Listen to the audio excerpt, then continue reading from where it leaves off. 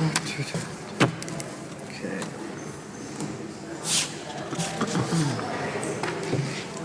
All right. Okay. All right, welcome to the City of Eureka Springs Boza and Planning Commission meeting. It is Tuesday, May 14th. It's 6 o'clock. We're in the auditorium. Can we do roll call, please? Ann Salee, Here. Mike Welch, Here. Susan Hallman, Here. Fergus Stewart, Here. and I'm President Tom Buford. All right, let's stand for the Pledge of Allegiance. Pledge allegiance to the flag of the United States of America and to the republic for which it stands, one nation, under God, indivisible, with liberty and justice for all. Okay, we have absolutely nothing on Board of Zoning tonight, so let's go into our Planning Commission. Can I get an approval of the agenda? Motion to approve the agenda. Second. All right, I have on commission business, I'm going to table number 6, which is the sidewalks. I don't have the forms done yet, so if we could take that one off. Yeah. Oh, if I could add something under commission business, discussion on expanding the city limits.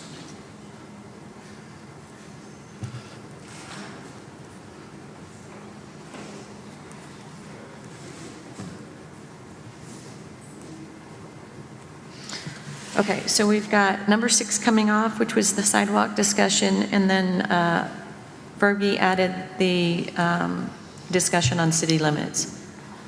Can I get someone to approve the new agenda, please? Motion to approve the agenda is modified. I second. All right, we've got a motion and a second to go ahead and approve it as is per our discussion.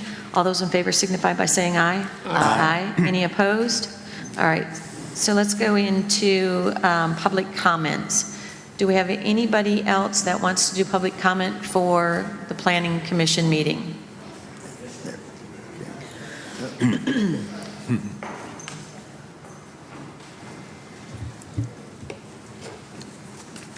My name is Linda McBride.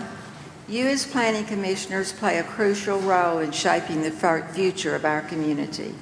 Our state lost a legend recently. His name was Don Maines. He was the man for planning in the state of Arkansas.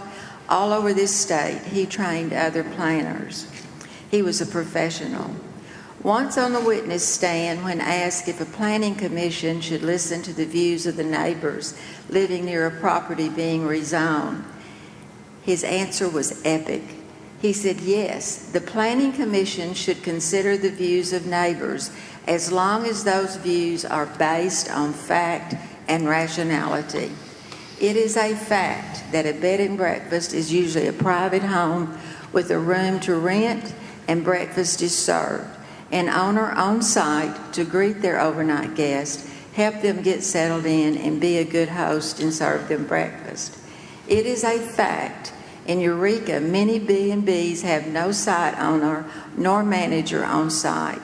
According to many of the Eureka bed and breakfast websites, it's automatic check-in with instructions on how to check in.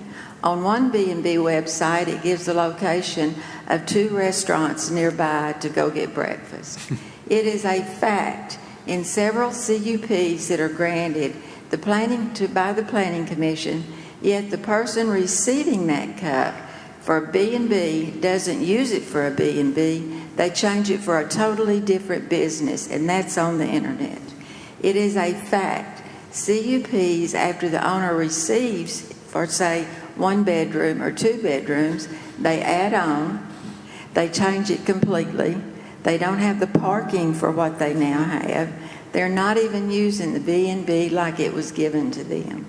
It is a fact that there is a disconnect between the CAPC and planning about delinquent taxes paid by the B&Bs and overnight lodging. It is a fact that B&Bs cause parking problems in residential neighborhoods. It is a fact that adding more and more B&Bs to a residential neighborhood takes away from the uniqueness of our historic neighborhoods. It is a fact.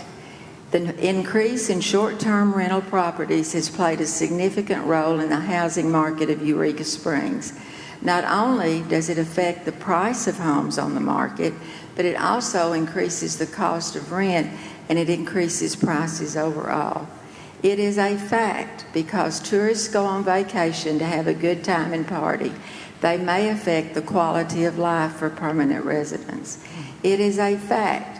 Two major negative impacts of short-term rental: loss of community feel and loss of affordable housing. Y'all sit on the Planning Commission for many reasons, and one reason is to protect residential neighborhoods. You as a Planning Commission play a crucial role in shaping the future of this community. You serve a primary role to serve advisors to the Eureka Springs City government. Please make a decision to give the City Council. Don't just say, well, let's try another moratorium. Many of us have sat in front of y'all for years complaining about parking, about B&Bs, about they're not doing it right. It's time to make a decision, and it's time for the City Council. Y'all be strong on what you recommend. Sorry, Linda, I'm going to have to cut you off at that 3-minute mark. I'm going to finish. It won't take me but a minute. They talked longer than 3 minutes. We're in a regular meeting now. That was a Call workshop. the police and take me out. All I want to say is make your decision strong so the City Council will make a decision to start doing business and quit putting it off. Thank you. Thank you. All right, anyone else for public comment? I know we didn't have the sheet maybe up there. You've got 3 minutes, please. I understand. First of all, Melinda Large, Pines Edition, and this is the real meeting, so I have made my points in the workshop. But please listen to the citizens. Please listen. We are very concerned and don't want our town to turn into what is happening in other towns. Whether you call it B, or short-term rental, or verbal, pick up one. It's all gray at this point. Second, I would like to see something that this committee puts forth to increase enforcement, whether that's a reporting system that gives anonymity to people and citizens to report where they find illegal short-term housing or illegal or illegally operated B&B. Last, we do not want the moratorium lifted at all. If anything, we'll be anxious to hear what Ann brings forth at the next meeting. We want tourists to stay in the multitude of hotels that we have. This is where we want them. Residents want to stay in their communities. Thank you. Thank you. Anyone else? All right, Sean? Just make sure you state your name and your address again, please. My name is Sean Faust, and I'm the owner-operator of the Evening Shade Inn at 3079 East Van Buren. First off, I just want to encourage everyone who has come today, please come to the City Council meeting and state your opinions there so that they can hear this also. Reinforce that. I believe that we definitely need the moratorium to stand, and we need to limit the approval of any more of these, and I believe that we need a fine to stop anyone from crossing over. And I think that what we need is for people, if they want to operate a lodging business, to go to many of our lodging businesses that are around town that are shut down and invest love and care into them and revitalize our history and not just let our buildings sit and rot. Thank you. Thank you. All right, one more?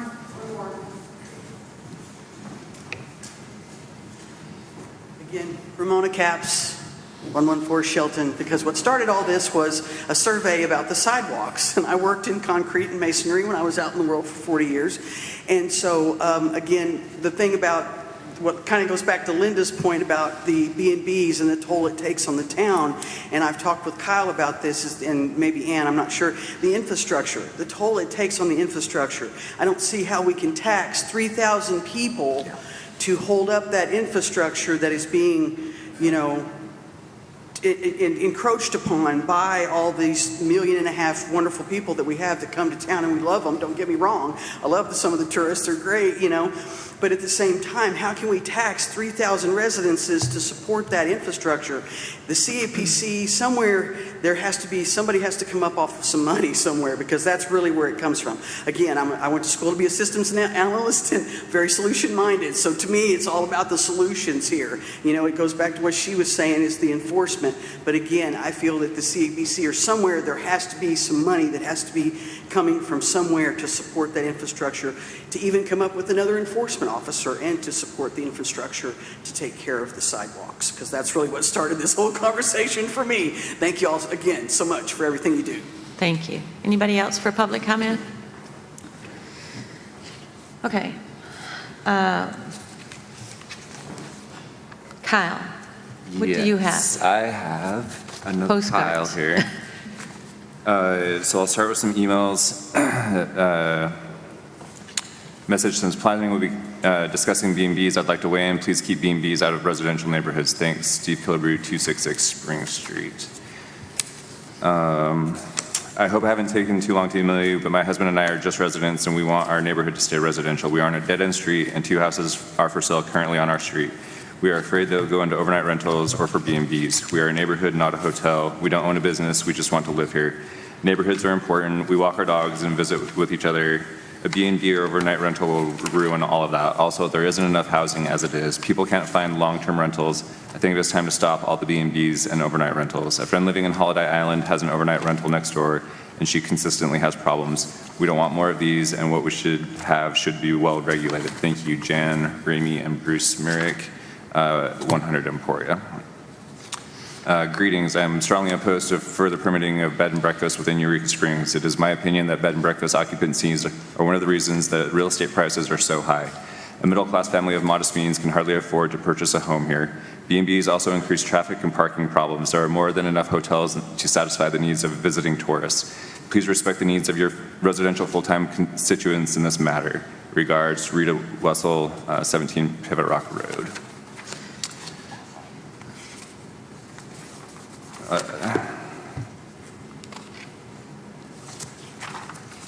Dear Planning Commission, after attending one of the workshops and following the discussion concerning revising the CUPs for B&Bs and residential, I'm encouraged. It seems like the Planning Commission is going to be back to the original function and intent of the first B&Bs before restrictions were removed to allow an out-of-town entity own and profit from a business in our neighborhoods. The original B&Bs had an on-site owner interacting with and serving a hot breakfast to their guests, making a memorable experience. The Hearthstone Inn had amazing breakfast and even produced a cookbook. The owners would advise guests on what not to miss in town and where to eat. The universal understanding of a B&B experience includes a hot breakfast and the personal touch an in-town owner provides. I hope the Planning Commission can foresee the attrition of existing CUPs by not allowing new and by removing the grandfather status from businesses not operating and are collecting taxes for 180 days. This would return that property to the available housing stock. I suspect the property for sale on Hillside would fall under that category. A lodging number 2 Hillside has sold to a family along with the Crescent Cottage, which was a 5-unit B&B that also is now a single-family home. I now have more permanent residents and voters in my neighborhood.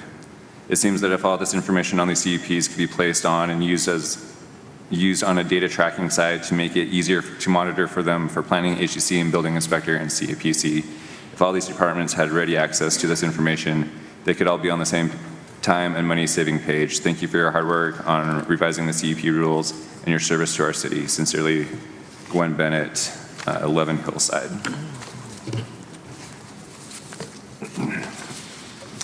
Please continue a moratorium on tourist lodging in non-commercial residential areas. We need homes for people who live and work here. Thank you, Becky Gillette, 19 Kimberling Street. Commissioners, please continue the moratorium on use of B&B and overnight lodging in Eureka Springs and monitor unlawful rental units in R1 neighborhoods. We need homes, not lodging. Our hotels suffer. Jamie Clark, 83 Wall. I prefer no B&Bs in our neighborhoods. Let's allow attrition to phase them out. I would prefer boarding houses. Young service workers in our town can't find affordable housing here. It's been a problem for years. Apartment rentals and monthly boarding houses would work fine. It seems, let's try that old-fashioned system. Thanks. Dan, sorry, there's no address. I vote no to adding B&Bs to Eureka Springs. I vote no to B&Bs in the Pines in Eureka Springs. I vote. Signed, James James Bullock, 111 Oak Ridge Drive. Dear folks on the Planning Commission, I am asking to please continue restrictions on bed and breakfasts and nightly rentals in residential zone. Sincerely, Susan Williams, 6 Hillside. I vote no to adding B&Bs to Eureka Springs. I vote no to B&Bs in the Pines of Eureka Springs. Signed, Margie Bullock, 111 Oak Ridge Drive. Hello, can you tell me how I can be included about city government going on in my neighborhood? Sorry, that one should be there. I vote no to more B&Bs. Susan Lawson, 121 Oak Ridge. Dear Commissioners, please consider putting a moratorium on new B&Bs in our city. The proliferation of these is contributing to the difficulty of workers to obtain affordable rentals in town. There are plenty of motels for the tourists. Brian Manine, 22 Bridge Street. Dear Planning Commissioners, I want long-term neighbors and neighborhoods. It is the residents of Eureka Springs that make it a unique, magical place to live. I support limiting B&Bs and short-term rentals. Sincerely, James Frederick, 22 Bridge Street. I agree with continuing the moratorium on B&Bs in Eureka, and the present B&Bs should have a manager on site to deal with any issues that arise. Thank you, Betsy Rodier, 20 Fairmount. I support the Planning Commission in not allowing more B&Bs in town and also owner on site for B&Bs. Thank you, Laura Lee Wilcox, 12 Eureka. Dear Commissioners, please consider limiting the number of B&B rentals in our town. Thank you. Marcia Havens, 28 Linwood. Please do not allow any more B&Bs in Eureka Springs. There also needs to be an owner-manager on the property. These businesses are going to deplete employees and make it even more difficult for places to staff their businesses due to no rentals. Connie Evans, 18 Eureka. Dear Planning Commission, I support the Planning Commission in not allowing more B&Bs. Glenda Satterfield, 26 Eureka Street. Thanks, Scott. Okay, we've got no new business. We've got no unfinished business. So let's go into commission business. We've got 3 meetings that we need to approve minutes on. Who wants to start a motion? Make a motion that we approve the minutes of the March 12th regular meeting. Second. All right, we've got a motion to approve the minutes for March 12th. All those in favor signify, we've got a motion and a second. All those in favor signify by saying aye. Aye. Any opposed? All right, next one. I make a motion we approve the minutes of the meeting on April the 9th special meeting. I second. All right, we've got a motion and a second to approve the minutes of April 9th. All those in favor signify by saying aye. Aye. Any opposed? All right, minutes approved for April 9th. Next one. Make a motion we approve for April 23rd special meeting minutes. Second. All right, we've got a motion and a second to approve the minutes from our special meeting on April 23rd. All those in favor signify by saying aye. Aye. Any opposed? All right, so that takes care of those. Kyle, tree cut ordinance procedures. Yeah, so in your packet, I've included Susan helped redo the applications that we do for tree cutting permits so that it fits closer to what the new ordinance is requiring. I did talk to Jacob. I did offer to process those through my office like I do regular planning or HGC applications, where I make sure that they submit all the required information. Once I do have that information, I can keep it moving with Jacob and then bring it to the commission, whether it needs to be heard by the commission or the chairperson can sign off on that. There's a couple of tweaks that we want to make to the one that I put in your packet, but essentially that's kind of what we're looking at for a new application. So a couple of the items that came up, there's that section, remember we talked about that section in the new ordinance, which was in the old air ordinance that reference hazardous trees. Right. And then we also knew that Jacob had the ability to approve tree cuts on dead trees. I've been out with him a couple times, and obviously it's a transition to make sure we all are clear on what a planning is approving and what Jacob is approving. I put on this application a section on here for dead or hazardous. Right. I think, and I keep going back and forth on this, a tree is dead or a tree is alive, right? When I talked to Jacob, one of the things he said looked like a hazard, or one of the trees that he said could be considered hazardous were those with disease, Right. those that are leaning more than 15%.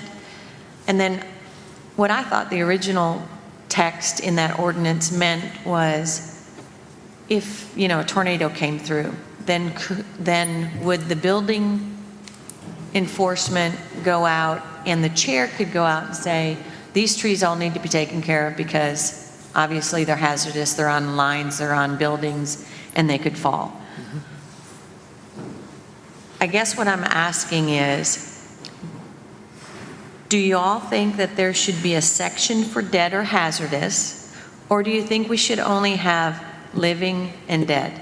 And then somebody can tell us whether or not that tree is diseased, or someone can tell us that that tree, or a report can show us that that tree is leaning and could be hazardous. Because in reality, if you say, okay, we're just going to use the if it's leaning. We could go out to a field, somebody maybe has 2 acres in town, and there are no streets, there are no sidewalks or anything around it, and there's a tree that's leaning at a 15-degree angle, that could be deemed hazardous. Does that matter on that property? So is it dead or is it alive, or do we have 3 categories, dead, hazardous, and living? I don't know why we're dealing with dead trees. Okay, so the reason why the dead was put on here is so that we have a record, everything goes through Kyle. So if somebody comes in and says, I want to cut some trees down. When Tom did yours were all living, right? What if there's 1 dead, there's 3 living, or maybe they're all dead? There still needs to be a record, and we thought going through Kyle would allow that record process. Go ahead, Mike. Well, I agree with you on the point that you need a hazardous in there, and then you'd have to, whoever the expert could do would be to put bullet points to describe hazardous, leaning, rotting, dying, but they'd have to have specific, you can't just say, well, I just don't like that tree, I think it's hazardous, but it has to have within those parameters of Right. 15 feet, 15-degree leaning. But if you had 3 different categories, dead, alive, and hazardous within these parameters, that's the only thing I can think of. Tom? When we did the new ordinance, in the old ordinance, we had a problem about whether it was dead or what the criteria was for cutting the tree. We were very precise in the new ordinance on page 6 that criteria supporting tree removal, and it lists when you apply for a permit to cut a tree, you can look at this criteria supporting tree removal and say, I want to cut a tree down, fill out the permit. Tree is in poor condition, disease or infected, showing poor structural integrity, in danger of falling, or a safety hazard. And it gives A through F. So rather than saying, well, I don't know whether it's hazardous this or whatever, So just say, you fill a permit out and then you look at the criteria here and you pick one. Right. And it doesn't say, well, I just think the tree is, dead or hazardous, whatever. Let Jacob do it, It's the process when you fill the application out. And you need to go by the ordinance. And we never envisioned that they would take this thing about hazardous and say, well, every tree in town is hazardous, therefore we don't have to have a meeting with BOSA. We had a tree cut 2 weeks ago right behind City Hall. The people cutting it, they were not licensed tree cutters. They did not have a permit. And Nobody said a single thing about it. They worked for 3 days cutting trees down on Front Street, right beside the courthouse. Yep. Yep. Nobody said, stop, you can't do that. One tree did fall on the building, and it was cut down, but there were 5 other trees alive. And I presume nobody did anything about it. So, I think we just need to follow the ordinance, and it gives us a criteria when you want to cut a tree. You pick one of these criteria here and say, this is what I want to do, and you can tell real quick whether it fits the ordinance or not. Have we run this by Jacob? He's seen it briefly. And he's okay with it? Yeah, I mean, he's trying to have some sort of process that's easier for him too, because he is one guy who's out there trying to do as much as he possibly can. So I know that he liked the idea of all of them going through Kyle, so that record is there. Yeah. And then he does have someone that's helping him now. So once Kyle gets an application, and once we do what we need to do over here, determining whether or not it's live or dead, then Kyle can process that and send it over to Jacob, because he's still going to have to do his permit. He's still going to have to sign the permit and everything. So I guess the question is, did you have a chance to look at the form? Do you like the way it looks, or do you think there's something that needs to be changed? And I know, Tom, one of the other things is, if there are over a certain number of trees cut, the new ordinance says that there has to be new trees planted, right? Yes, we can make that determination. It varies on the site. If the site is very small and they cannot plant any more trees, we have the option of saying, well, you have to put some money in the fund. But also on the application, we kind of follow the language in the old application where we have antique trees, and I think we changed that in the new application to heritage trees. Okay. And we need to delete the 50 years of age. That's not in the new ordinance. So there's no age on it, it's just the diameter? Right, diameter. And then on the diameter, it goes from, we have 36 in here, it needs to be a broadleaf would be 24 inches, and a conifer should be 28 inches. So we broke it down into 2 categories in the new ordinance between broadleaf and conifers. Okay. Okay, so antique's gone, heritage tree is replacing that. So we're going to leave the number, it's going to now say number of heritage trees. The minimum diameter is 24 inches, or Broadleaf, or what is it? for broadleaf, 24? Yeah. and 28 for conifer. And 28 on conifer. Okay. And the ordinance does say that the permit should be issued, by the city building inspector, but again, I guess if for bookkeeping purpose, we want to go through, Kyle first to get it to Jacob. But, because he will be issuing the permit anyway. And then when he gets the permit, he has the decision of approving, disapproving, and then, going to making a recommendation to go to Boza. And I don't know Okay. how many trees have been cut since November, but we've only had 2 applications to Boza since November. So I know a lot of trees have been cut in town. Evidently, somebody made a decision, a lot of them were dead, I don't know. Okay, so we've got the completed application. If everything goes through Kyle, completed application, we've got the planner diagram, which we're still going to show where buildings are and what trees they want to take down. Then we've got photographs, and then are you saying that if this is the signature section on the bottom for either instance, it sounds like what you're saying is we're going to have a living tree approval, and we're still going to have a dead, or is this going to go?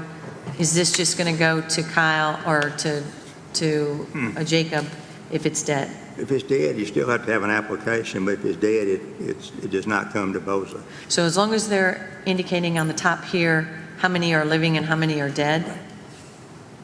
If it's 5 trees and 2 are dead and 3 are living, I think it needs to go to the BOSA saying, he could say in that application, what 2 are dead would come into BOSA because 3 of them are alive. I mean, we could still, like on your application, you've got number of trees living, if it's 3 living, number dead 2, you could still recognize that fact. Okay, but you're saying it also needs to go to Jacob first.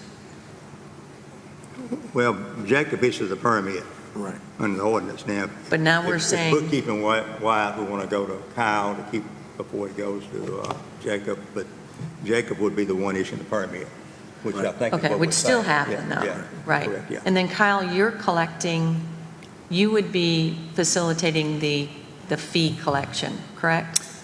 So how I do it with the other applications, so I make sure that they have everything that's required to be submitted with that application. So your pictures, your site plan, all of that.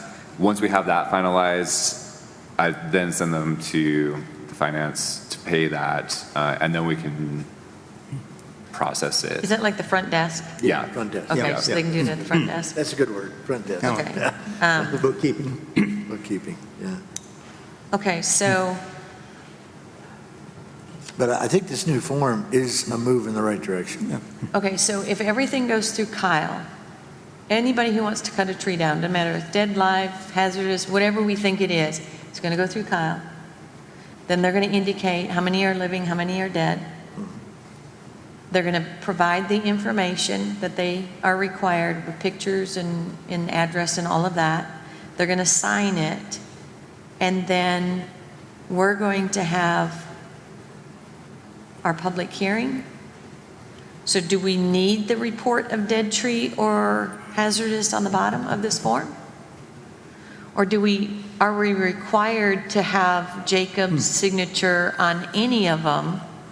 So probably what I would do, so if it's just dead trees, I would just pass it off to Jacob and he can make that inspection, sign off on it.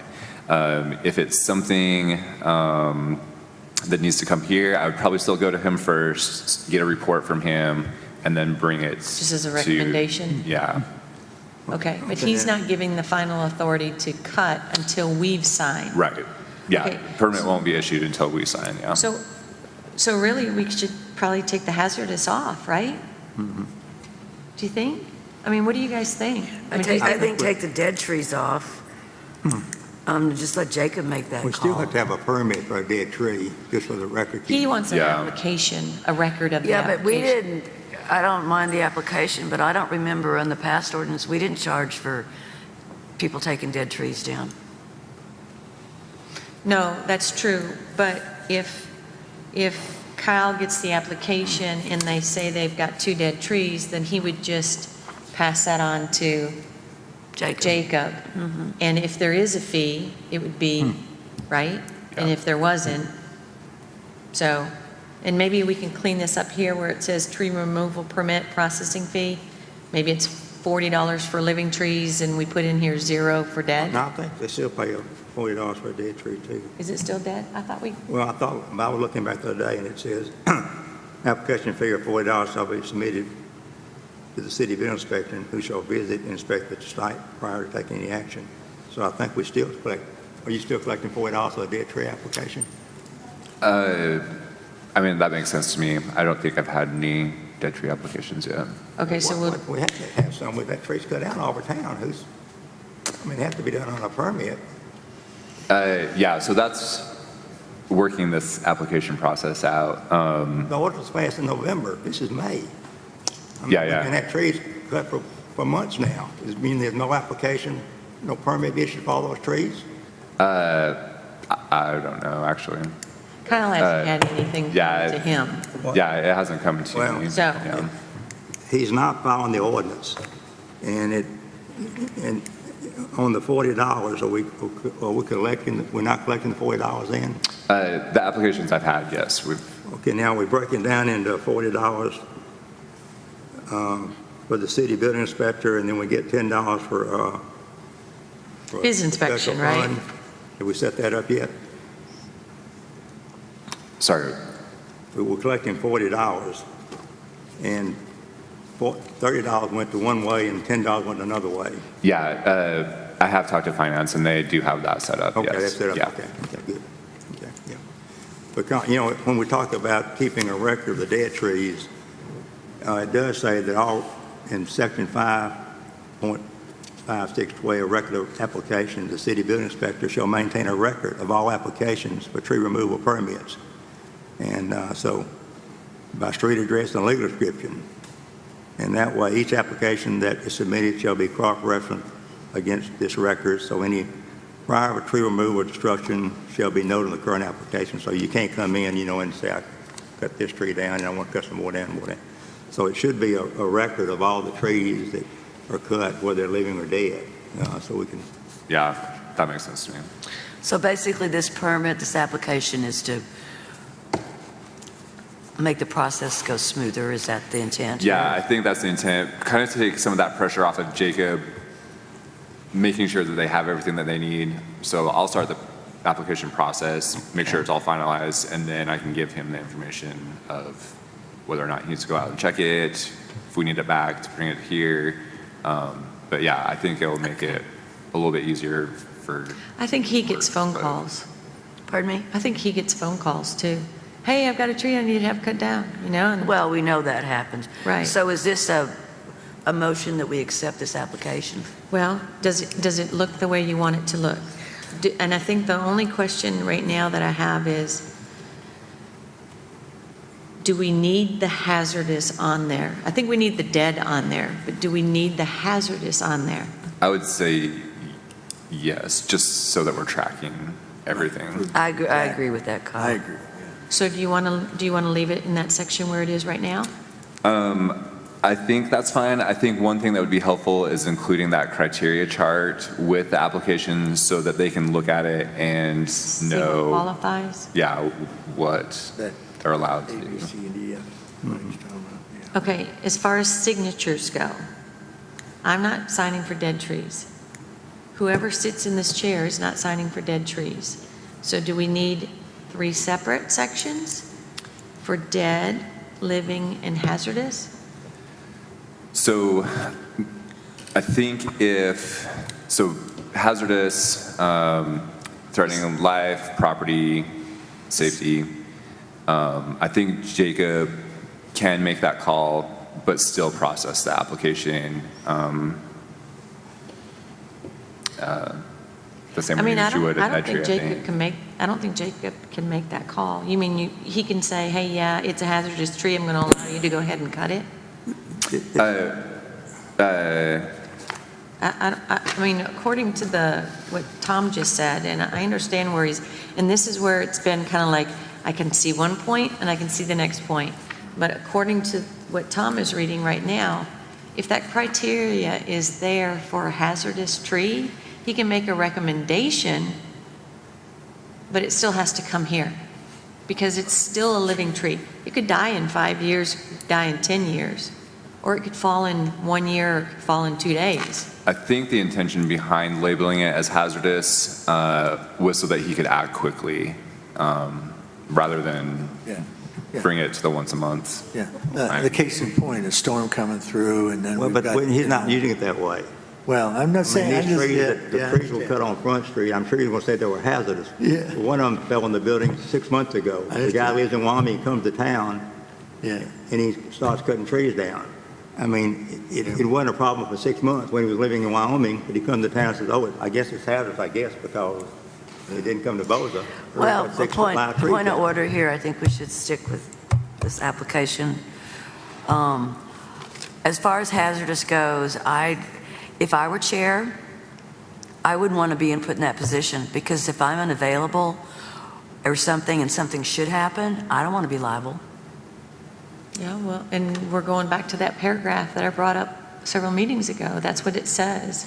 Well, so I think maybe we should put this on the agenda for more discussion. Do we need to modify the tree ordinance? Right. Yeah. But as far as this goes, I would recommend the dead. Well, just leave it the way it is, and then we can track them all. We can track how many dead trees we have, we can track how many hazardous trees we have, We'll and get how the many data. live trees we were taking down. Right. And then it's just a question of who's signing it. I would want to On the Well, I think hazardous as long as Kyle's in the loop and we have a record, we can always ask him to report on those unapproved bullet cuts, and then he can tell us because he's going to be part of the loop. Kyle will be in the loop. So for HEC, what I do, anything that's done at administrative level, I still include in the agenda for them to see what I approved at administrative level. And I could provide that every time we have one come through that the commission doesn't see, but it has been processed. Yeah, because right now we're not seeing, Right. yeah. What do you think? We left the hazardous thing came out of the old ordinance. We left that in there, or like we say, a disaster, earthquake, or a tornado, whatever. In the 7 years I've been here, we've never had, before Jacob came, Bobby Ray never asked to cut a tree down because it was hazardous in the 7 years I've been on planning. And all of a sudden, we use basically the same language in the new ordinance, and every tree in town is cut down as hazardous. I mean, the logic doesn't make any sense. I mean, it's just, I think he's debating the ordinance, and it should not be allowed. I have a question about the co-signing. If you're to secondary sign it, you're just basically secondary signing to agree that the inspector followed the guidelines to make the determination that the tree was bad. You're not making a decision that I agree with him. You're just saying, yes, they followed the guidelines. You're just following up to make sure you're confirming Yeah. that they did. You're not actually saying, yes, I agree that this tree is bad.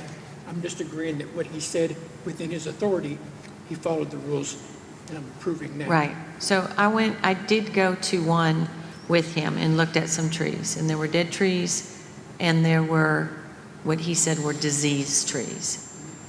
Obviously, I'm not a arborist, so I don't know what's diseased, what isn't diseased. And I also don't know if that disease is going to kill that tree in 5 years or 10 years or whatever, or if it's going to affect other trees in the area.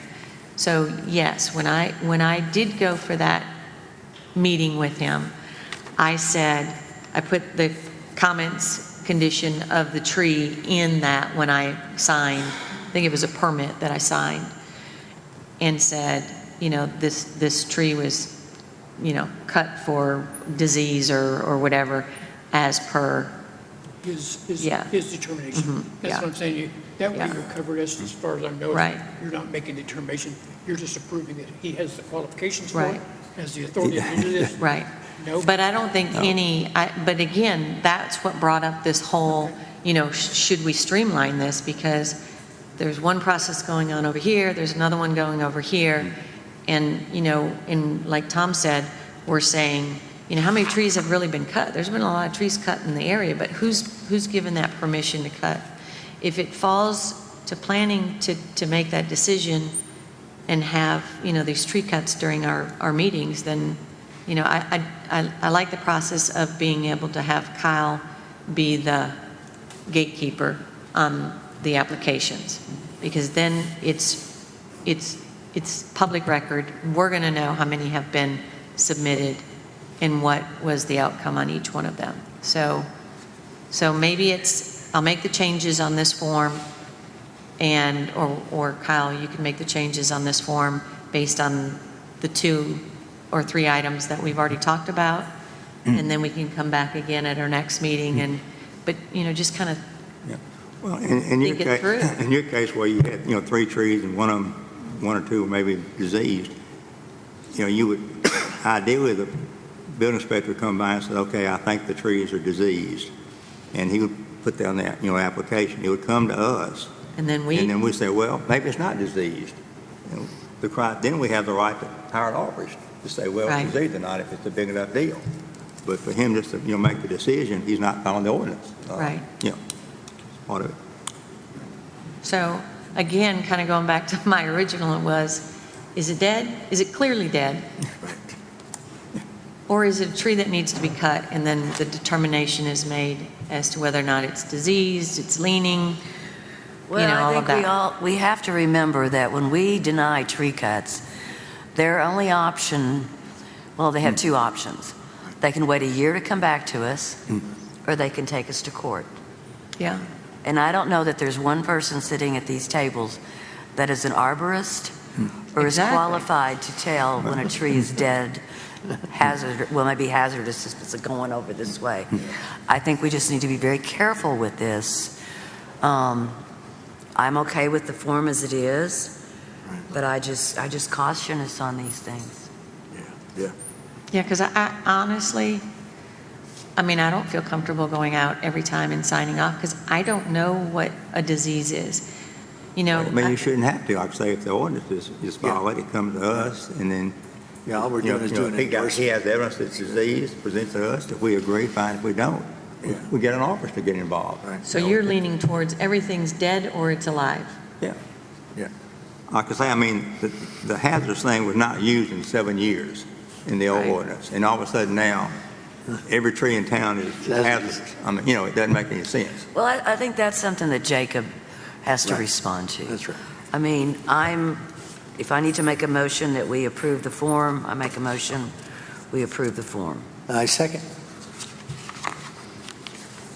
Okay, so you got a motion and a second to approve the form with the changes we've discussed. Right. Okay. But yes, Okay. Okay, which is, we're going to take out antique tree, we're going to put heritage tree in, and we're going to put, it must be a minimum diameter of, or it has a minimum diameter of 24 for broadleaf and 28 for conifers. Right. We're going to leave the $40 permit there as well, and we're going to leave the sections on the bottom for a living tree removal permit and report of tree dead or hazardous. Okay, all those in favor signify by saying aye to that. Aye. Aye. Any opposed? All right. Kyle, do you want my copy, or do you want me to just change it and send it back? I've made some notes on mine. I'll just Okay, do it to the one that you Okay. sent me. Thank you. all right, let me go back to my agenda. Let me find it.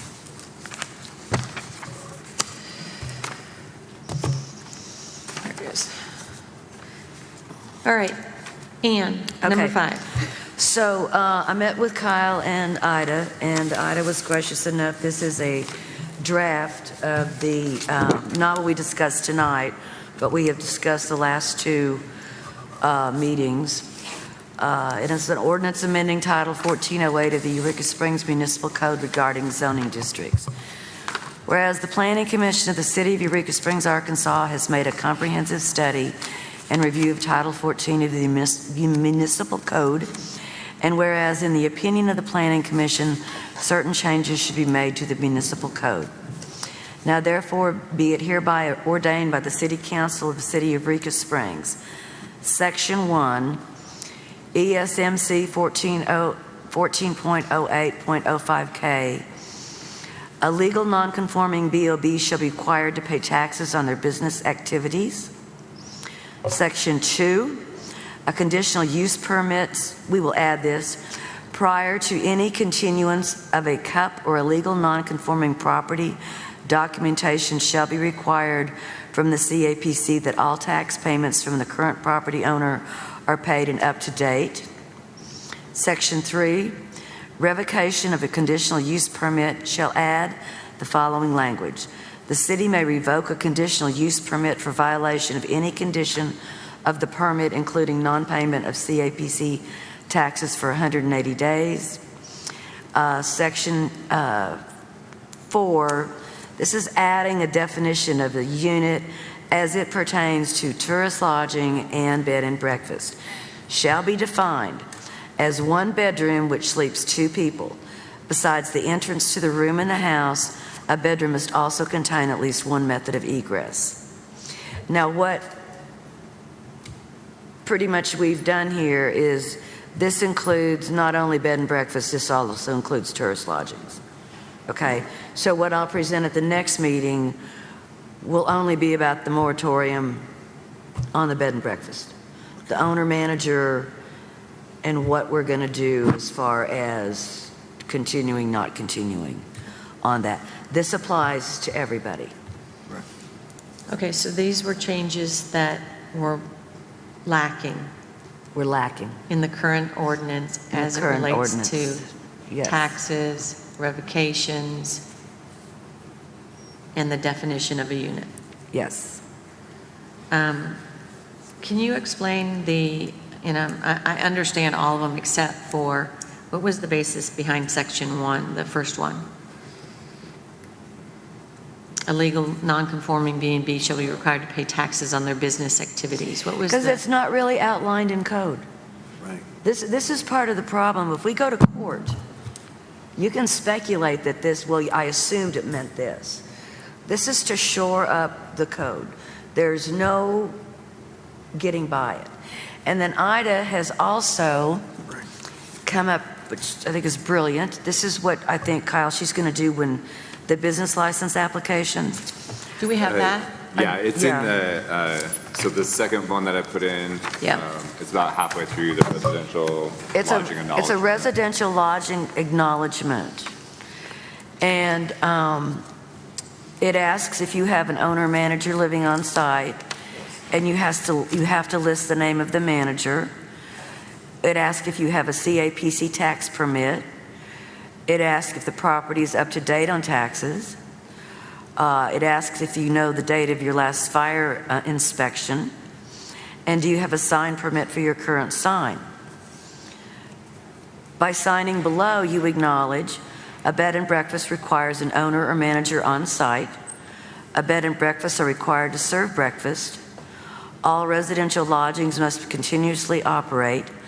Failure to operate for a period of 180 days may result in the loss of legal nonconforming status or conditional use permit. Lodgings must conform to the number of units listed on their conditional use permit or their legal nonconforming codes. Adding units is prohibited for tourist lodging, and bed and breakfast must comply for a CUP to raise their number of units. Failure to comply with all applicable codes, ordinances, or policies of the City of Eureka Springs can result in revocation of the CUP, LNC status, and/or a business license. So they will have to fill this out before they get their business license renewed. So just have a couple questions on this when it's out. On number 4, is the property up to date on CAPC taxes? Are you taking their word for it, or is this a reference to, is this working with the CAPC? I would expect they would bring something from the CAPC saying they are. Is Ida here? I mean, I could say yes, and you'd be like, oh, they said yes. No, I don't do that. Like I've Okay. said, like previous meetings, I do check with CAPC. Okay. And they have a whole business license list now. So if there's a business getting behind, they'll let me know, and I can get with that business and let them know their business license is going to be revoked. Or if it's tourist lodging or B&B, they may have their status in jeopardy. So Okay. we're good there. I won't just take their word for it, I promise. Okay. And then the other one is, and I only say this because I have a place, is the sign permit. I don't know if I have a sign permit. I get a license request every year. Does it say anything on there about the sign? I think HDC does that, don't they? Yeah, HGC does the sign permits. It's usually administrative approval, right? For a sign. So if it's a new sign, I put it on the consent agenda. Gotcha. But if it's But- an existing, But we only issue the COA. They take that to Jacob for their sign permit. So if they're putting, say, if they buy your bed and breakfast, I'm not saying Right. you're selling it, but if they buy your bed and breakfast and you have the existing sign there, if they keep it the existing sign, yes, they have a current sign permit. If they say, I'm changing it to so-and-so name, and they put a new sign out, oh, okay. they have to have it. And I walk them, just so you know, I walk them through that, and I check everything they put. I did it, I've done it with one person so far. It was pretty smooth. Okay. So I sit there while they fill it out and help them out with filling that out. So when I'm filling this out this next year, because this will probably be the form or somewhat similar to this, then I'll just say existing business with existing sign. Yeah. Okay. Yeah, and I can change if you have a suggestion for changing the wording on that, I'm open to suggestions on this. It's When I kind saw of- sign permit, I thought, oh my gosh, I have to have a piece of paper that says I have a sign permit. And I'm Gotcha. thinking, I'm sure it's been gone for years. Yeah, Because, so the only thing I would have the only thing I have a suggestion, or the only thing that concerns me is the property up to date on CAPC taxes? I would want a formal signature or a formal, I would want the CAPC to initial that. Well, I double checked that. So so with business license renewals, they're going to send me a list. Before they obtain their business license, I check. So if they put yes on that paper and they're behind, we then have another piece of ammunition, to enforce that. Okay, so you want them to acknowledge yes or no, and then that gives you the right to go ahead and check? Yeah, this Okay. is just an acknowledgement. It's not, I'm not taking their word for it on anything, just like I'm not taking their word for it on they have an owner that lives on site or they serve bed and breakfast. This is simply for them, a tool for them to know, hey, these are the rules, and if you break the rules, we have your signature right here that states that you know the rules, and now we can move forward with this if we have a show cause. Mike, do you have a question? I just have a question, yes. When you go to get your driver's license here, you have to go to the assessor's office and make sure your taxes are assessed before you issue your license. Is there any way a person can go get a form to say that they are up to date? It's like a release saying, yes, you can get your license. I just call over to CABC Okay. or have them shoot me an email. Or if they're on the delinquency list, I can just say. Yeah, you're- I just had a question. Yeah. I check every single time. It's in my procedures now before I issue lodging, Right, thank you. making sure. Yep. The only other one that I have on here, and it goes back to inspections.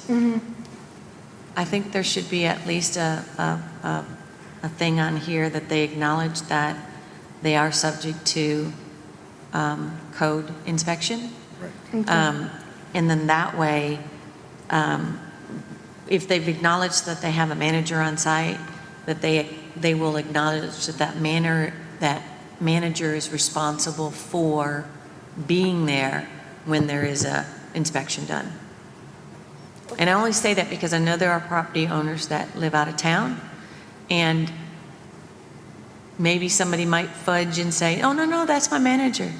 But they may not want that person may not really want the responsibility of being responsible for inspections. Could you put that by signing below you acknowledge? Could you add that as another bullet? Yeah, so you want me to put that you're subject to fire inspections? Do you want me to do the every 3 years that they're required to, or just say you could be required to any code or fire inspection? As I understand I mean, this, they on need to this- be responsible, right? Because they're, the fire inspection, Guy, tell me if I'm doing this wrong. The fire inspection comes first. Depending on what is found, then Jacob may or may not get involved. Correct. Because the fire marshal, yeah, they do it by themselves. they do everything. Yeah. So if they go in and they find electrical or something else, then they will call Jacob. Okay, and then the other thing is, just a question on there. If it is a manager, I would have another question on there that says, does your manager pay rent? Because if they're paying rent, guess what? They're not a I manager. guess that's a good question. It's a resident. I'm just saying. Can we do that? So if, Because so some- is that defined anywhere that if they do pay rent, they're not a manager? I mean, Probably I'm not saying I disagree, I'm just No, saying, it's- is that it's- defined somewhere? It's probably not defined anywhere. I'm just But we saying could, that, that's something I could add next month. could you add it to that sheet this right here, that ordinance? Yeah, we can. I think we can do I that. mean, because if they're, I just know that, I'm not saying that there's 100 of them out there doing this. I just know that we've run across people that have said they have a manager there, but the individual is paying rent. So, Okay. and it's just so that there's a physical, they can say they have a physical body there, I'll get with Ida and Kyle and we'll come up with some kind of, and that they know they have responsibilities. Yeah. So, some kind Anyway. of language on that. So we're adding fire inspection and the rent question. And then to the code, we're adding the paying rent. Okay. Sorry, I'm making sure I get everything. and I I'm think thinking out one of the loud. things that Mike asked during the workshop was that they are considered a resident because they have their mail delivered there. Now, I know some of them, maybe they're using the post office and have a post office box or something like that, You could put a requirement, well, but, I don't know if that matters either, so. can you put in the ordinance or something that requires that they have a physical address there and that they have received their mail from there? Or legal residency. Yeah, used to be. I don't know if you could do that because you can be a legal resident, but you still have a post office You box. could have that as a supplement, could you have a supplement, but just to establish residency legally? I mean, I would just keep it at legal residency, not mess with the mailing address. Because Yeah, then you're gonna, some of the places in town, they'll never get their mail if they use their physical address. Well, yeah, that's true.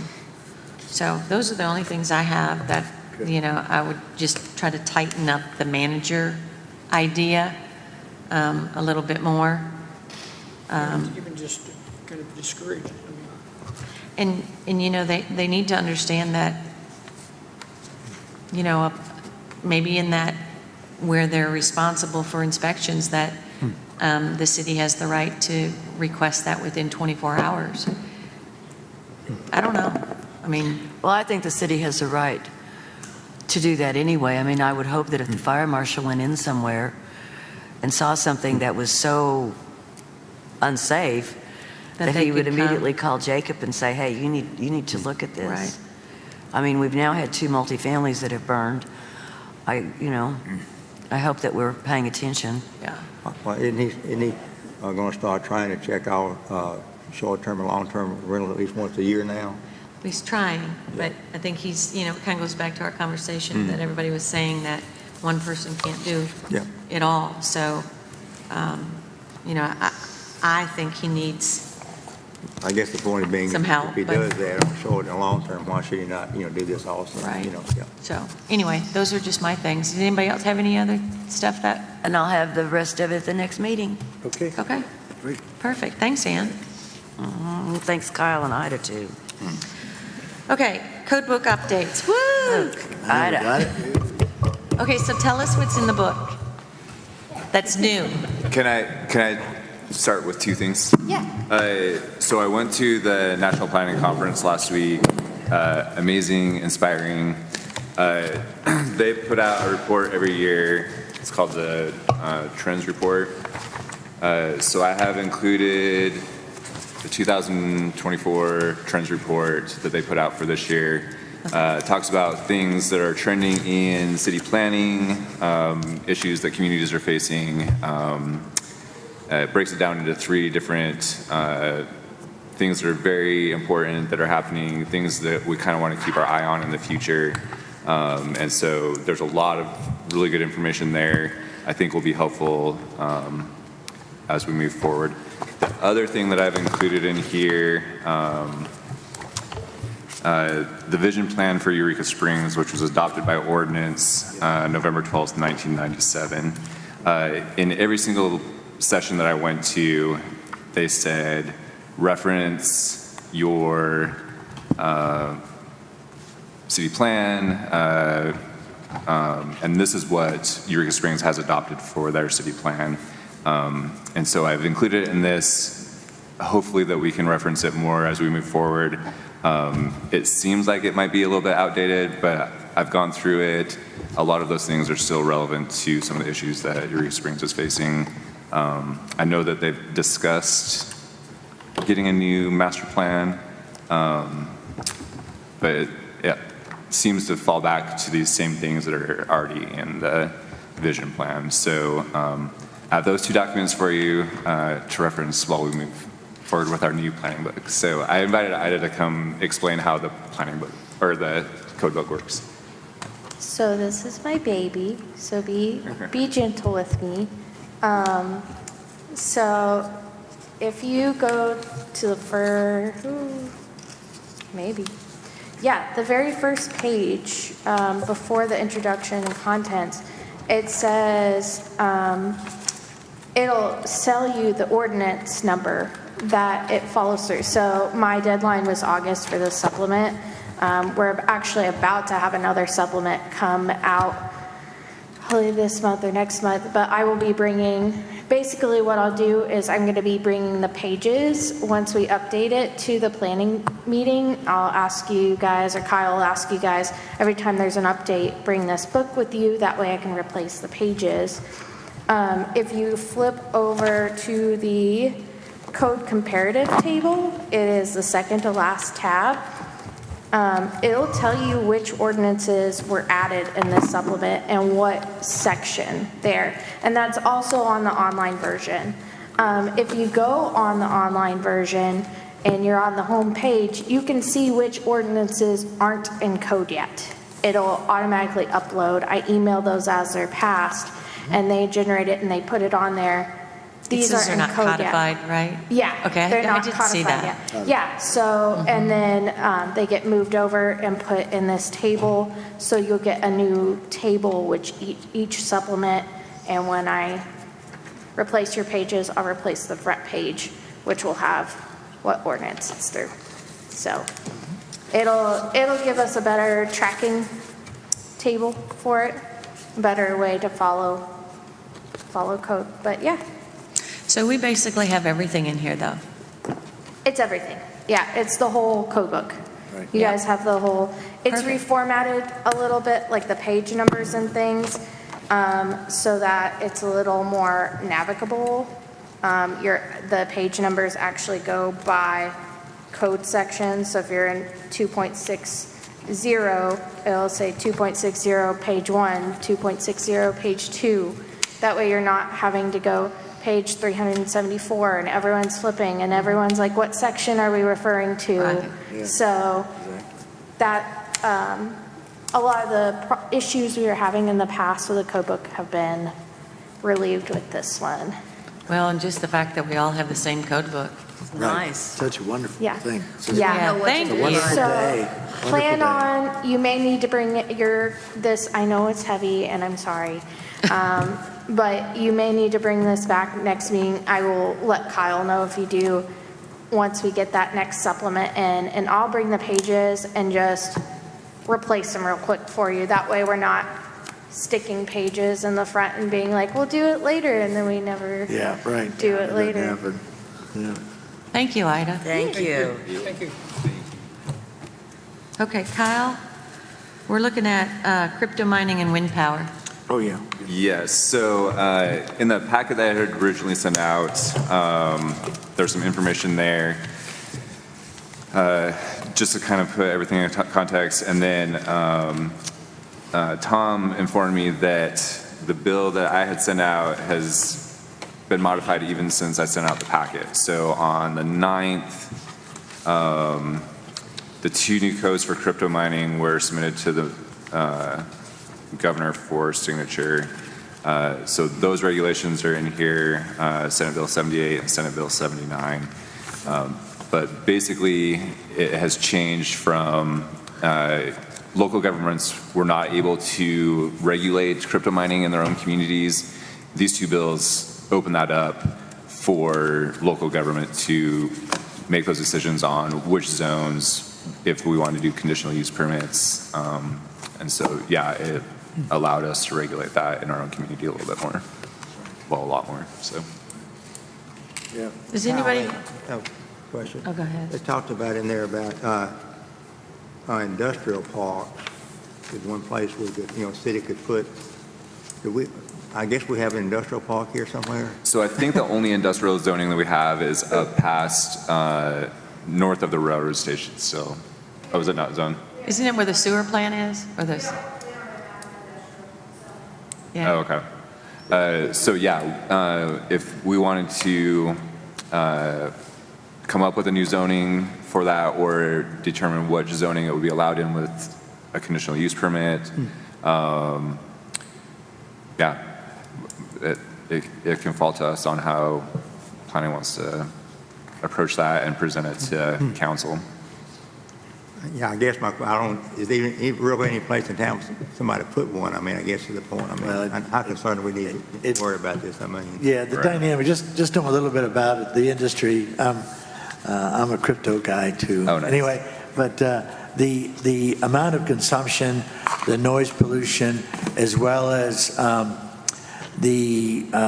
usually the people that man those mining things are not local people. They're just, basically, they do 3 days on and 3 days off. They literally really just. employ a whole lot of people. Right. Yeah. No, it doesn't. And the problem that incurs is they draw a lot of power. I mean, we're talking about thousands of kilowatts. I mean, we're talking about a production to produce in a reasonable amount of time Bitcoins is a lot of machines. I mean, this room, for instance, wouldn't be big enough for the Bitcoin mining operation that they currently have. A chicken, you know, the chicken bars you've seen, that's the size you'd have to have. And so you think about that dynamic, it doesn't fit anywhere in the local urban area. It fits only in high dense populated areas like cities. So, you know, I talked to the governor's office about this before, and I said, I just don't see, I don't know why they would even try to put it in Harrison. It didn't make any sense. The only reason why is because there's warehouses in Harrison, and Harrison has a lot of large trunk lines for power. And that's the only reason why it was a possible candidate, and that's why they fought it and got rid of it. You know, they wrote an ordinance before this got implemented, so it prohibited in Harrison. But I was surprised that they would even attempt that, because the idea is you got to find a building that's already the size you need. You got to find infrastructure that can support that kind of operation, or it's prohibitive cost-wise, because then you got to put a lot of overhead in to build it, and you'd have to be fighting the overhead and the cost of operating it versus the mining of something that granted, you know, right now a coin is 62,000. But it takes anywhere from, teraflops is one of the words they use, which is a huge number, but it would be 50 times to the moon and back if you had to run that. That's how much memory that takes. So it would take that much computation spill. And so that's what I'm saying. These operations, as large as those chicken, like I described to you, would maybe produce 3 Bitcoins a year. So it is fundamentally just not viable. Should we just get something from SWEPCO and Carroll Electric saying basically they don't have the power to? Yeah, that's what I'm surprised. I'm surprised that the utilities. Not worry about it, Eureka, you know. Right, I don't think it ever, I really don't think it would ever become, now you can go to SWEP, to one of the big order on Amazon, you can order up an individual binding kit. You know, I don't know if you've seen those. Yeah, you can still look like do that. Yeah, you could do that, but again, 3.5 years to get a quarter of a Bitcoin. So, I mean, you know, it doesn't, it's not fundamentally possible. Based on this, we have the right to say we do not want any. Right, we can do that. Now, if somebody. So the city could easily do an ordinance Yeah. we know that this is a newer type of Technology, right? right? But maybe 20 years from now, They could change. it might be smaller and if they ever get optical drives working, Yeah. where it's all optical, there's no electrical, there's no analog, then yeah, it would change the dynamic completely to the point where computation. So then that becomes does the city say, hey, we don't want any, or do we sunset it or something, you know what I mean? Yeah. So, yeah, go ahead. From what I understand, the legislature passed it, you cannot flat out ban them at all. You can regulate them by Right. certain ways. When after Kyle sent me the information on them, I started looking a little further because I got nosy. And 2 counties in Arkansas, one, they want to regulate the noise levels. That way you can put constrictions on them, controls. Sebastian County and Fort Smith did it correctly, and I got 2 printouts here for everybody. They did it correctly, and they did a lot of research you can see here. But then another county, in southeastern Oklahoma, did not put the proper wording in when they put the regulations, and they lost a lawsuit from the crypto mining company for $90,000 Yeah, by not wording it correctly. These are just, you guys make right, this stuff. right. Kyle, can right. you make copies of these? Yeah, I will make copies of those and send them to everybody, yeah. So what it sounds like is we have the opportunity to do something, We can regulate Yeah, it. But yeah, we can ban reg, it. yeah, but you can't ban it. yeah. I So- just think the nature of the beast here is so rare Yeah. that the possibility of that even occurring is so remote. I think it's a buzz thing right now. People are concerned about it, but I really don't think unless you're in a major city, you're ever going to see one. It's just they're too much requirement that we couldn't support it. I mean, we have a little burp down the highway and we lose, you've seen that lights flash and that's just from a tree hitting the one pole. I mean, a guy hitting one pole, so you can imagine, yeah. But again, if something changes Oh, where yeah, it makes sure, it more feasible in sure. 10 years, Could be. then, Yeah, You know, but right maybe now, we a lot of these newer, matter of fact, to let you know the technology, a lot of these are going underwater. They're actually building these in oceans right now. And they're going to, because the heat is the problem, and as you're in the ocean, right, then heat just, doesn't do it. But they're actually building these things in the water, in the ocean, because Oh, it's yeah, international yeah. law, and there's no regulations okay. out there. Oh, So that's sorry. what's happening. But yeah, It's the only one I had. but that's what I would add to the group, so. Okay, yeah. so do we want to leave it on our list and kind of think about I whether think or so. not I think we so. would It's possible. We could. create or ask to have an Why don't ordinance? you take this one on and draft up a... Sure, I'll be glad to. Matter of fact, I was going to talk to Rogers, their planning commission, to see, because they were actually writing something very nice because they are a candidate. Rogers and Fort Smith is a candidate for a Bitcoin You operation. might as well be proactive. What Right. about wind power? And they've got more lawyers What? over there, Wind power was the other. right? Yeah, so the article here is from May 1st, which is the most recent one that I could find, the discussion on what they're doing in Carroll County. I didn't see anything related to Eureka Springs specifically, but one thing that's included in the packet is Title 14 of Arkansas Code, territorial jurisdiction, which sets out for the Planning Commission up to 5 miles from corporate limits. Right. And so I feel like there's some things the city could look at. Right, true. So Was that in this article, or are you just saying that? the 2010 Arkansas Code, I think it's the very last page of the original packet Oh, I sent okay, I out to gotcha. you. Yeah. I'll be Okay. talking about that on my stuff, my stuff. Yeah, it relates to lots of stuff. Thanks for getting that to me first. Does anybody want to take on wind power? No, I've been in with the Carroll County judges. I've been talking to our county judge about this on a weekly basis, and it comes to. I've talked to Harlan Bro, our congressman, about the basic thing. What I'm hearing from the county judge who's talking to the owner of the wind farm on a regular basis. Their lawyers are calling them all the time. It may be dead. And that's only because they've had to reduce the size, the height of it, which limits where they can get, who's going to make it. And then now the FAA came back and said, hey, we need some questions answered. We need you to satisfy our questions. And whenever a federal government agency gets involved, it kind of gets really difficult. So if they're waiting for them to approve it, I don't know, it may be longer than and Carroll Electric says they won't hook up to it for 10 years. Yeah. So Carroll Electric will not use their power no matter what they do, if they even put it up for 10 years. And that completely blows the financial ROI out the window, so. But again, Yeah. in 10 years Yeah. or 20 years, They could change, sure. do we have anything on the books that would, No, there's nothing that would prohibit. we know we don't have anything currently on the Right. books. And- So the question is, Right. does it make sense for us to put something on the books? But I mean, is any land, eligible to? Well, one of the things that I'm trying to get the state to do is it's a utility. And in my opinion, all utilities should be approved by the Public Utility Commission.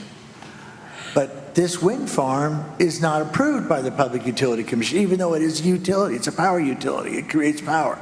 So I'm kind of in an argument in the round circle going with them, trying to get somebody to take this on, but the Public Utility Commission is hiding under the table right now. They do not want to get involved with this, even though I can't see why it's not their purview, because it will affect a utility. It'll affect your commercial power utility. But as far as Eureka Springs goes, Yeah, well, we can't, yeah, that's the thing, we still have, yeah. I mean, it's If what we I were hear you saying franchised, yeah. is that the city still has the right to say, yes, we want them, or somebody could do them. Right. Or the city absolutely does not want them. Right, in the corporate city And limits, of course, we're we not could. voting Yeah. here. It would have Yeah. to be voted on by city council. Yeah, well, if it was outside the city limits, like I think you said 5 miles, right? We can enforce our jurisdiction. It was 5 miles, but I just, like I say, can't look in the future, so I don't know what 10 years will look Right. like from here. But yeah, if that did occur, according to this code, we could reach our hand, so to speak, and say, no, it's within 5 miles of our city limits. No, we don't want that. And Okay, I mean, what do you all think? Do you think we should, I mean, we've been asked to do something, make a decision, either to do something or to do nothing. Yeah. The mayor has asked us to look at both of these issues. Yeah. And I mean, personally, I don't think it's going to hurt anything. No. We wouldn't be writing the ordinance. We'd have, Kyle. we'd have Forrest. Forrest Yeah. Forrest, right. write the Right. ordinance. He'd write the ordinance, yeah. All we do is make a recommendation. Right. That an ordinance be created based on the facts that we know and based on the assumption that maybe in 10 years something might Mm-hmm. change, but then at least something would be in place. I mean, I don't think there's really a whole lot of homework associated with it. Well, there's really not. I mean, And then just- it would be up to city It's- council to and vote. You can just, call it a wind farm, but it could be anything. I mean, just whatever the entity is, you can label it, anybody doing this kind of operation. But yeah, it would- Wind generated, yeah, whatever. It has to have a building permit, it has to have a, city authorized, we could put that in the word. Somebody could put an ordinance that any, Okay, so- type, yeah. So why don't we separate those items for the next meeting? And then, if all we say is we would like for Forrest to come up with an ordinance based on what is Yeah, currently I'd like going on. to see more what Mike gave us on what those two communities are doing, yeah. Okay. So, I don't know, this is a quick question. Are the regulations that dictate how cell towers are constructed and maintained, can that be related to also wind turrets because they're best Well, in the state? a lot of those laws changed. The FCC was the regulating body on cell phone towers and towers like that, and they've now removed all regulations requiring any approval of towers, So it's which is bizarre to me, but that's how it states right now. The federal government just basically said, no, it's the Wild West. So, Does the county have any, or county Yeah. or city have any Good say lobbyists. about where they can be Yeah, good constructed? lobbyists. What kind of, so they just, so that's the one thing I was always surprised because, is that tower going to interfere with the local PD broadcast or the sheriff's broadcast? According to the news, they do not, that's not a concern of theirs. well, I was not concerned with really the electronic part of it, just the structure itself. I mean, to make Yeah. sure that it's stable. Oh, yeah, well, that would be, building code and, So the building Right. code that applies to the towers could also be right, the building code. and that would be in the applies to city towers. limits, so we would have that control, but outside in the unincorporated county, it's Wild West, and it's really sad, but that's it, unless, okay, so it Okay. sounds like we'll just leave it on our list and we'll figure out how we want to move forward with that one. right. All right, Fergie, you had Yeah, city I got- limits so, discussion. Our last meeting, I kind of brought the word up, but, and I love the new book because I've already found the chapter and verse of what we're going to follow. So I wrote it down, on 14.08.070, Section H, zoning of new land. Which tab are you Okay. on? Oh, Which tab are sorry. you on? 14.08.070 in the Eureka Springs Code Book. Under, I mean, which tab, what, 14.08, 14? Okay, zoning? Yeah. yeah, I know. I gotta figure out how to do this I reference. know, yeah, I got it online. that's all right, I know. But, right. yeah, Yeah. Tear up anything. I think you did a That's really right. good job on this. It's a lot of hard work. I know, it is great. Yeah. Yeah, it's about Okay. 3 inches in. Yeah. Okay. Okay, and it's, like I say, 14.08.070, in the Eureka Springs Code Book, Section H. Get there yet, Mike? I got 13. Now I'm going to 14. 14. 14.08.070. Yeah.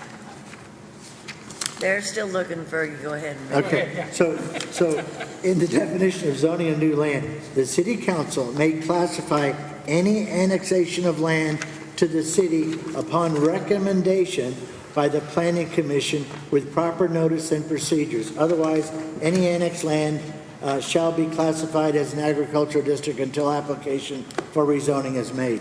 So I've talked to the Public Works Director last week and asked recommendations if he had something that would be a clean area of annexation, of something the city could annex. And that would be, they already have water, they have, but either have potential sewer or could use sewer, there's either there. And also something else I added was trolley service. I went through and looked to see if we had trolley service there. One area that meets all three of those criteria exactly is Passion Play Road. Currently, a year ago, Passion Play, the organization Passion Play, was paying city taxes. They now stopped paying city taxes. The annexation of all the properties, and this would be a commercial zone, my recommendation, of course, you guys have to vote on it, would be Passion Play from 62 all the way to where, it goes down. Anyway, comes back into city limits there. So the entire road on Passion Play to include all properties within the Passion Play property. Yes, ma'am. What's the purpose? The purpose, okay, so one of the things we talked about, you heard that today, was some of the input we got. Looking at expenditures of the city and losses by hotels and other industries within Eureka, we are in a deficit of about 20% going on about a 5-year average if that continues. If right now the average hotel loss is $40,000 up on the hillside, up on 62. That is not advertised, it's not out there. You got to interview each individual owner, and I've got a couple of hotels that may not reopen next year. The reason being, what's happened is it's an economic situation. We have inflation, but also what's happened with the tourist industry is it's come in, the tourist lodgings and the B&Bs has stripped room capacities away from those hotels. Now the net, basically, and we've had a lot of uses. We got $6 million going in the sewer plant upgrades to fix the sewer plant this year. A lot of infrastructure money to fix the breaks and stuff. Now, I've talked to Michael and he says we're fine. But when I do interviews and I look at that, and talking to the mayor, this is also endorsed by the mayor. He thinks this is he wanted to do additional areas. I'm just recommending right now Passion Play Road. There's an initial area that would fit that same criteria on the other side of the high school going south. I think it's Dobson subdivision over there, Dodd subdivision. Anyway, on the other side of the high school. They've already got city water. So, that was one of the other criteria. The mayor also wanted to do 62, some areas all the way down 62. According to the Public Works, that a little bit cost prohibitive right now because there's the sewer lines and we don't have water lines drawn, all those. But these areas, Passion Play area of Passion Play Road, the entire road of Passion Play to include the Passion Play property, would be my recommendation right now to meet the initial like I said, recommendation by the Planning Commission to go to City Council for annexation. Okay, and then, but there's somebody would have to do a study as to what would be the anticipated Right. increase in tax. Yeah, I rates. understand. And I'm just to start, this is kind of the starting point. I gotcha. But one other thing, do you have something on? Well, Yeah, so you can't just annex land. Like, you can't just say, as a city, we're taking this land. Right. There's 3 ways to annex. Sorry, I took a class from Arkansas GIS Yeah, yeah. on annexation. If it's an enclave, which means it completely has to be covered in, say, around, and city property has to surround it, which we don't have any enclaves. The second one is a majority petition, but it has to be of the landowners that we're annexing, or it's 100% petition, meaning all the landowners in that area agree. There's different criterias between those two, but we as a city, the landowners there have to initiate it. We as a city cannot initiate an annexation. Okay. That's not what we can say. We can say to other areas that we don't have utilities to, say, hey, in order to further our utility lines, we need an annexation. Yes, but there's a reason why we have an inside city limit rate and an outside city limit rate for our water sewer. So that this rezoning thing you're citing is, once an annexation happens, it either becomes an agricultural zone, or action can be taken to make it a commercial zone. But that doesn't mean that we can just vote and take and incorporate them. right. Does that make sense? No, and I agree. So P. Ridge just did this. They did it by ordinance. They did not ask for permission, and they're going through some situations now, but you're Is right. it an enclave? It is, well, no, it was actually, it was an agricultural area, and they decided to make, I guess according to the paper, the property owners are suing because they didn't even know about it. So if it was an enclave, that's different, meaning it's surrounded by city property. If it was a majority petition, Yeah. meaning that a majority of property owners in that area petitioned for it, then they have an election and it's a whole process there. So that may have been it, but we can't just. we'd have to have more we can't- information. This is straight from Arkansas GIS. Because Kyle had said you may bring this up, so I took out my booklet. Yeah. That's the only three ways. Yeah. There used to be some case law that said if you could not annex additional land unless you're providing services to your own city, like water and sewer to the whole Right. city. And we're doing that here. No, we're not. No, All- not We don't have everybody. sewer in all parts of the city. Well, no, but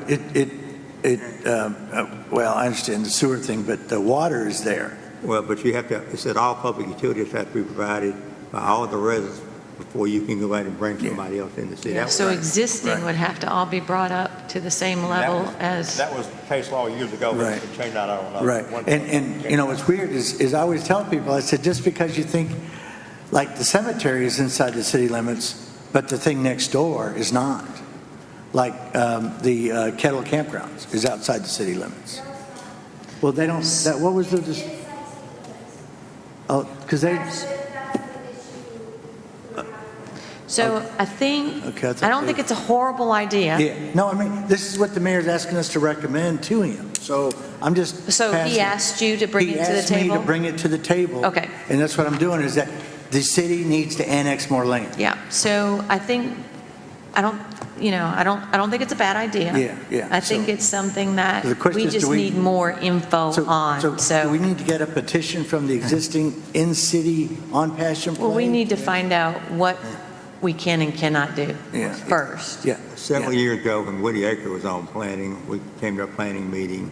There was a line from there all the way up to the courthouse. I remember that. Remember Oh, that? yeah. And we got in here, so Woody said, people started talking in public comments, and Woody finally said, what are y'all talking about? Because y'all mentioned the word annexation last time.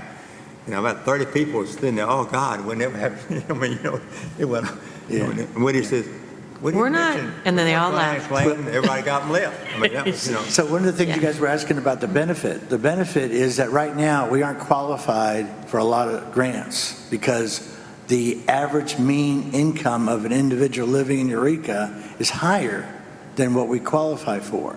If we expand those city limits into areas where, hasn't been receiving all this wealth because they're not downtown, and So I think that's another thing, and I think really to make the argument, I mean, that's one of the things, is just basically. I think there's positive and negatives with everything. Yeah. Because, just as an example, okay, if I annex this area, I'm going to get another $100 a month from out of taxes, right? Right.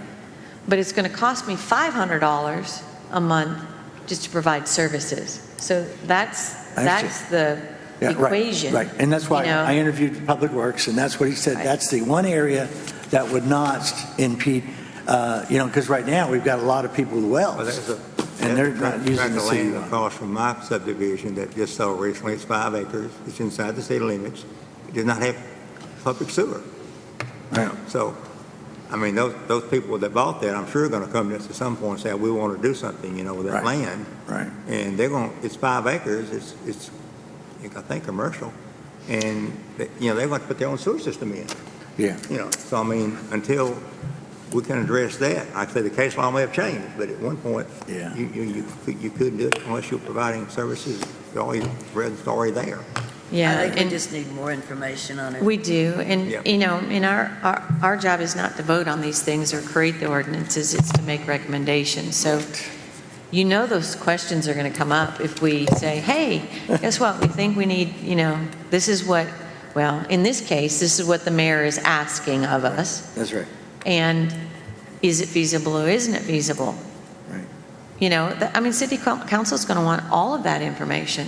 Yeah. So, Berger, you got some homework to do.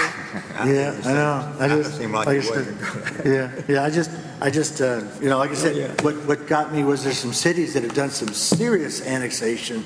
If you ever go through Goshen, Well, didn't it? have you gone through Goshen Yeah, recently, yeah. like in the last 2 years? 5 acres and They go all the way to houses. Fayetteville now. Yeah. yeah, The city of Goshen, they annex everything on 45, a all the lot way of down. cities 40 years did. ago, if you said from Goshen, you thought you were white trash. Yeah, but I mean, now it's. Now they got you jigging look on down the map on and this 5 acre lots. huge city now. It's like, Even Eureka was annexed. yeah, right. It started out small, even like where I am, that was not part of the city. Yeah, So, yeah. okay, do we agree that we're going to leave it on the list? Yeah, we'll leave it on the list. Because the mayor has asked us for this. One thing I would recommend that you consider, so related to our vision plan, maybe asking for an updated master plan to address the issues of utilities, transportation, public spaces, so that the community can see that there's a plan for growth, expansion, rather than Just saying. just acquiring this with no Right. plan. Yeah. Well, And you we know, would the get- airport asked for a new master plan. It was, $100,000, $200,000 to have it done. Yeah, they're not cheap. I know, Yeah. who's gonna, I know. we can ask. We can ask. Okay, but it doesn't sound like it's going to happen tomorrow. No. Yeah. I start the discussion. Okay, so agenda setting. Right now, we're going to have minutes from this meeting. Are we caught up on all of our other? One that I did not include on the agenda, I'll just put out for the next one, is the April 2nd special meeting. Okay, so that we we've had. got April 2nd and May 14th on minutes. Oh, I don't see Ida anymore. Do we have a process that's going to allow us to see these pretty quickly rather than have? To see what? Well, we had essentially 4 meetings that we hadn't approved our minutes. So I should have asked her when she was here, but is there a reason why we're so far behind all the time? Yeah, I don't know the answer to that. Okay. Tree cut, we're going to update the form, right? The application. And you're doing your thing with those extra things we talked about. So we'll leave that on there. I want to leave the sidewalk thing on there because hopefully I'll have some updated forms. We're going to separate out, we're going to have 3 discussions for possible new ordinances. We're going to have crypto mining, wind power, and annexation. Right. And all 3 of those will be, have been requested by the mayor. Right. So those will stay on there for right now. Okay. And then Anybody else want to add anything to the agenda? Kyle, did you have anything you wanted to add? No, I don't think so. Okay. Thank you. All right, commissioner comments. Ann? Nope, nothing. Mike? Tom? Nope. Fergie? Only thing I got is our Outrageous Parade was great. A lot of people turned out. It was a good event, annual event, and we got more coming, more parades. I hope everybody comes out for Memorial Day. Our post will be open at 10 a.m., so anybody who wants to come out Memorial Day service, we'll be out there for the veteran service. And I do not have anything. So, Motion to adjourn. Second? motion and a second to adjourn. All those in favor signify by saying aye. Aye. Any opposed? Meeting adjourned.